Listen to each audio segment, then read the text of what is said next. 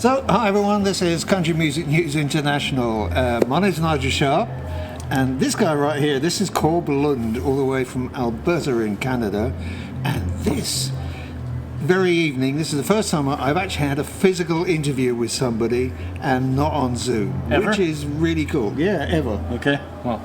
So, really happy about that. We're going to shake on that. We've got a nice cold beer in front of us, so we're doing good. And Corb is here on tour. And the band are playing here in Wiesbaden, the Schlachthof, which for you non-German speakers out there is the slaughterhouse, because that's what it used to be. Meaning, like it was a meat packing area? Yep. Okay. And yeah, now it's a culture centre where they have live music, thank God. Oh, you mean this building? This building, I didn't realize that. it's the old slaughterhouse, yeah. Okay.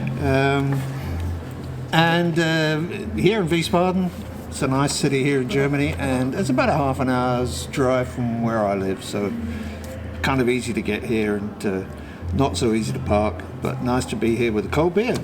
Anyway, so cool. Only one, though. Only one, because I got to drive home then. Yeah, that's right. So, yes, here you are on tour. So how's the tour going? Good. Obvious question. Yeah, great. It's a bit grueling, but the shows have been outstanding. We did a couple of months in North America.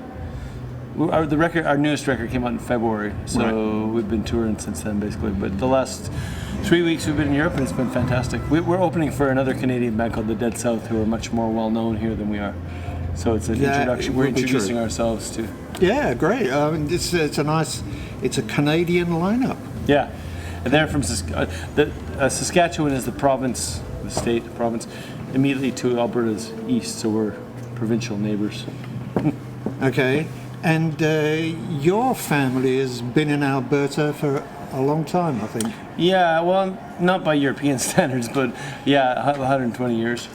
They came from, my ancestors are mostly Danish, and they came across the Atlantic to Utah and Nevada around 1840, and they ranched there and raised cattle. And then around the turn of the century, there's a big migration for land up north to southern Alberta, just north of Montana, where we're from, and that's where our ranch is. And my great-grandfather made that trek.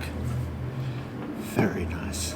So you got these kind of like cowboy connections, I guess. Yeah, I mean, my family still raises cattle and all that stuff. And it's a kind of almost like a cross culture, isn't it? I mean, sort of cowboy culture from way down south in Texas, yeah, to way up north in Canada. Honestly, we talk about that a lot. Culturally, the border kind of goes north-south because all the way from Alberta and British Columbia down through Montana, Wyoming, Colorado, New Mexico, Nevada, Arizona, to Texas and Oklahoma, it's a very similar culture. It's all cow culture, but we have more in common in some ways. At least I do. My family does have more in common with people from Colorado in some ways than we do with people from far east of Canada. Outside of Toronto, Montreal. Yeah, I mean, Western Canadians, rural Western Canadians, have a similar relationship with the eastern part of Canada and the power centers as, say, someone from Idaho might have with Washington, D.C. Right. A suspicion, mostly. Yeah, so let's get to some of the music. Now, you're touring, as you say, the new album. That's called El Viejo. Yes. Let's have a little bit of background to that, because I know that's dedicated to another Canadian artist. Yeah, it's our 10th record of originals, and it's called El Viejo, and that was our nickname for our friend Ian Tyson, who passed away last year. Ian was at least about 88, and he was a very well-known Canadian folk and Western songwriter, and a good friend of our band. The song that I know from him was Four Strong Winds, and I mean, I remember, and we're going back a long time now, folks, going into folk clubs in England, around London, and that was one of the songs that people played. Yeah, it's a big one. Because it was a very successful song, across. And it wasn't really specifically a folk song or specifically a country song. It kind of was a cross-genre thing. I felt at the time that was quite typical for Canadian artists. So Gordon Lightfoot, for instance, you couldn't say, well, he's just folk or he's just country or whatever. A lot of good songwriters are that way. I mean, you can take a lot of songs, and it depends how the record is produced and how the singer interprets the song, and make a country song, a rock song, or a blues song, a pop song, or a folk song, a country song. I mean, you can interpret them different ways. And I think a well-written song is a well-written song. There you go. I also read that you are a big Eagles fan, or at least you were. Mm-hmm. That's what got me started on country music, really. Yeah. I mean, they were then known as a country rock band. Yeah, well, they evolved a lot. The first record or two were very country, yeah. Yeah, California country.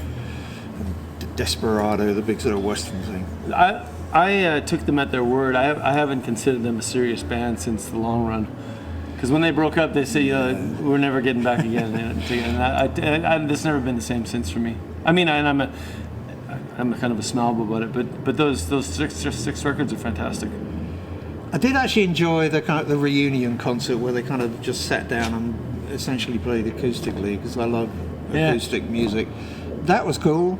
After that, so you were saying this is how many albums now of original songs? 10th album. Now, I've got to ask you about a much earlier album, and that was Horse Soldier.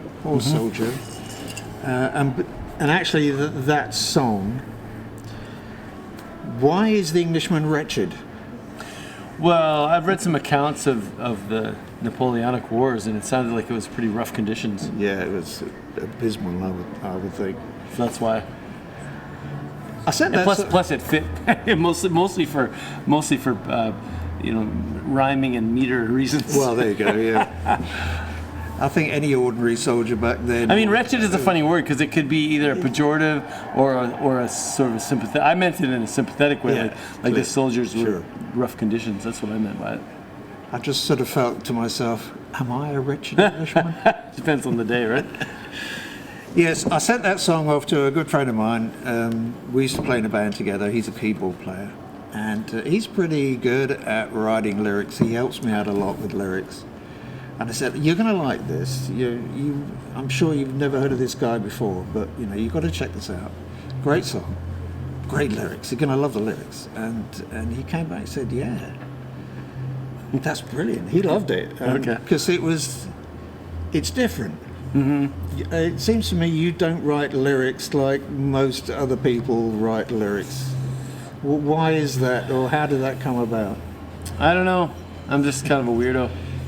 Well, I can. First of all, I don't write very many love songs, and I'm so sick of love songs.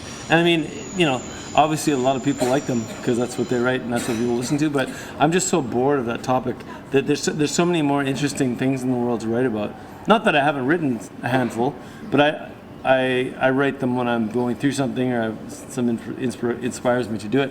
But I find a lot of songwriters, when they sit down with a blank page, that's their default position. I better write a love song. And it's like, well, okay. But I was a really big Johnny Horton fan as a kid. So it's him and Steve Earle and Marty Robbins, all of whom have excellent military history songs. So yeah, I have a pretty developed taste for military history songs. I mean, those are kind of like storyteller type. Well, that's it. Lyrics, aren't they? Yeah, a lot of my songs are that way. Like I tend toward story songs. Not all of them, but that was one I really liked as a kid, and I still like that kind of thing to this day. What about other musical influences? Well, it started with the household stuff from my parents, which would have been Marty Robbins and Johnny Horton and Christopherson and Willie, Statler Brothers, and then in about, I guess 15 years old, what's that, 9th grade, 10th grade, I discovered rock and roll music, which to me was, like, my whole family are cowboys for many generations, and so some people, I suppose, find that exotic. To me, that was just normal life. Okay. And so when I discovered Black Sabbath and Motorhead, that was very exotic to me and super interesting, and I found it fascinating, and so I dove into it, much to the alarm of my parents' alarm. But that's what actually made me pick up guitar, and I started playing rock music with my friends. And I was in a metal band for about 10 years in the 90s, but I was still listening to Western music and country music and playing it all through there. And then as the rock band started to decline and near retirement, I started putting out Western records. And then I started, as soon as I put out a couple while I was still in the metal band. And then when that band disbanded, I put out a fairly serious record that I put a lot more work into called $5 Bill. And that kind of launched my path, my Western music path. Our new record is there's not an electric lick on it. It's entirely acoustic, and we did it all live too. We just sat in a circle and pressed record and played the songs. So it's very raw and organic, and yeah, I like that a lot. And that is sometimes very, very refreshing, I think. Well, the longer I do this, the less patience I have for well-produced, pretty-sounding records. Like I don't like that stuff. I don't like it when it's perfect. I don't like it when it's pretty. I like it when it's raw and gnarly. Anyway, coming back to, it's getting a bit dark now, isn't it? A few clouds are rolling over. How long does this tour now go on for? How long are you still here in Europe? 2 more weeks, I think. Okay. Right? Yeah, the guys are about another week, and then I'm doing a bunch of solo shows in Ireland and nice. England, yeah. And then back to Canada or back to the USA or what? Canada. Well, Canada and the States. It's summer festival season back home, Right. so that's always busy. So July 1st is Canada Day. It's our Confederation Day. So like the American July 4th kind of thing. Right. So we have a big show then, and then we play intermittently all through the summer. Anyway, I'm going to wrap this up and say to Corb, thank you very much.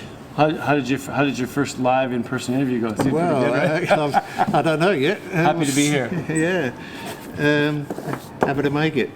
So thanks for watching, and keep it country. Listen to this guy. Listen to me. Lots of good stuff. Listen to me. Great lyrics. You love the lyrics. Join us. I can assure you. Join our cult. Yes. Okay. Cool, And man. we'll say goodbye.